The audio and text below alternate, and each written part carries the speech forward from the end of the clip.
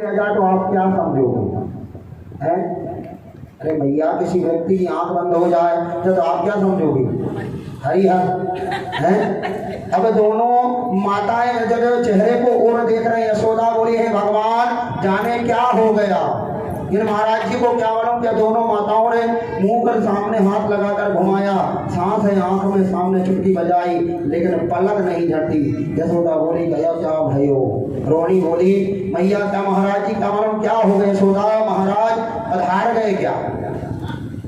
अरे प्रार्थना तो बाहर जाकर पधार, अरे मेरे घर में ना पधारते, पधारना तो घर के बाहर जाके पधार जाते। तत्काल पधारे, अच्छा ज्योतिष पकड़कर जलाए हो। दोनों माताओं ने जोर से झटको रगड़ जी ने समाधि टूट गई। मैया बोली क्या ठीक है? ऐसा बोले क्या ठीक है बाबा, तुम्हारे मुंह खुला रह गया, आंख खुली रह गई। अरे महाराज जी कौन सी समाधि में आप बैठ गए? लाला बेटा साक्षात ने बता चाहा कि आपके गोद में जो बालक बैठा है वो साक्षात पूर्ण ब्रह्म परमात्मा है। लेकिन मेरे बेटा ने कहा आपके गोद में जो बालक बैठा साथ से इतनी देर में मेरे बाके बिहारी ने इशारा कर दिया, इशारा कर दिया ये पुत्र बनने ही ठीक है। अरे मैया यहाँ भगवान बनने में कोई फायदा नहीं है। अरे बालक बनने ही आनंद प्राप्त हो रहा है, सेवा हो रही है, तो भगवान नहीं बनना।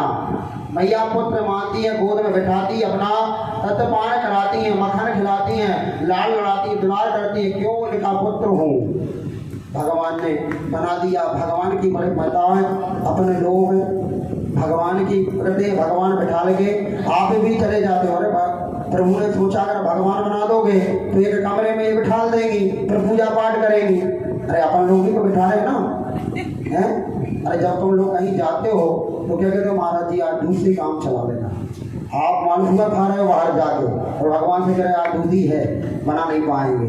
तो भगवान ने सोचा इससे अच्छा है कि मुझे बेटा ही बनने दो, नहीं मैया मेरे को एक कोने में बिठा देंगी, और फिर अगरबत्ती धूपबत्ती बस जो मिल गया पर्याप्त है, माखन मिश्री वगैरह जो चीज हो लगे वही है। न तो सुबह तरह यदि जहाँ मैया इधर मस्तक देख रहे हैं, माता मस्तक देखते ही जरा सी ध्यान भंग हो जाता, फिर वो रेखा पर नहीं आती, इसलिए आंख खुली रह गई। मैया बोली क्योंकि बाबा लंबी रेखा है। न जाने न माताओं कितनी चतुर होती, बच्चे की अदला बदली कर कर बैठी है। मेरी परीक्षा लेने के लिए संजय ने माता यशोदा को देखा। यशोदा बोली बड़ी हूँ, मेरे पुत्र का नामकरण करो। यशोदा जी और इशारा करके कहता नामकरण कर, आहा रोहिणी पुत्रो रमा सुहृदय गुणा आते रामिति बाला विदो बाला। हे माता तुम्हारी जो गोद में पुत्र बैठा वो तुम्हारा ही है, तुम्हारा नहीं, साक्षात रोहिणी का पुत्र है। और मैया तुम्हारी हीरी अंगूठी उतार कर मैया ने महाराज जी को दे दी। जैसे उन्होंने बोला कि आपका पुत्र नहीं है रोहिणी का पुत्र, क्यों माता जी पुत्र बदल कर बैठी थी कि उनको चेक कर रही है, ज्योतिष जानते हैं कि नहीं। मैया ने तो अंगूठी उठार कर दे दी, चरणों में रख दी। रोहिणी ने बोली धीरे धीरे लिया बलन होता, ज्योतिष ने बात सही बताई है। रोहिणी के पुत्र का नाम राम बोली अधिकंत। ये रोहिणी का जो पुत्र है उनका नाम राम, लेकिन बल की अधिकत कारण इनको बलराम कहेंगे और बलभद्र कहेंगे।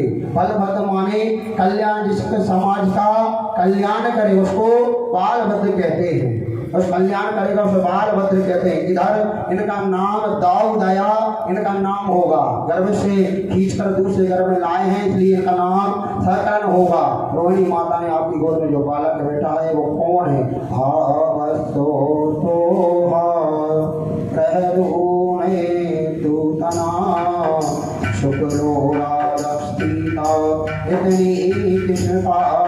इनका पहले शुक्ल वर्ण था, अरे शुक्ल वर्ण था, फिर इनका रक्त वर्ण हुआ। माता पीते हैं इसलिए इनका नाम कृष्ण वर्ण होने के बाद का नाम कृष्णा रखा। काले हैं थोड़े, सावले हैं, लेकिन जग का उजियारा करेंगे। अरे भाई काले हैं थोड़े सावले, लेकिन जग का ये जग को उजियारा करेंगे। माता ने कभी से पुत्र को मान चुका, इसका नाम वसुदेव जी और मधुसूदन होगा, मुरलीधर होगा, इनके अनेक नाम होंगे। गोविंद होगा, माधव होगा, नाम कितने इनके पैसे, नाम बहुत रूप है जिन्हें वर्णन कर सकता हूँ। तो भगवान के बालक नारायण सर्वगुण गुण वाले, नारायण के सब गुण विद्यमान रहेंगे। मैया बोली है महाराज दक्षिण यदि कर्म है ज़्यादा हुए हैं, इनकी ये बात बताइए कि जरूरत ना उधर की बात करने की कोई जरूरत नहीं। अरे महाराज जी आप इधर उधर की बात कर रहे हो, मेरे को के लिए इतना बताइए कि इनका बाहुबल कैसा होगा, मेरा लल्ला कैसा होगा, शक्तिशाली होगा, मैया पृथ्वी कितना होगा। संत ने कहा तुम्हारे भाव को मैं प्रणाम करता हूँ, तुम्हारे भाव को मैं वंदन करता हूँ। मैया बहुत स्वर्ण दिया, जिन्हें जो भक्ति अनुष्ठान दिया। इधर मैया ने जैसे ही उनका तो उसको परब्रह्म है, उसको बल की क्या जरूरत है, क्या परिक्रम की जरूरत है।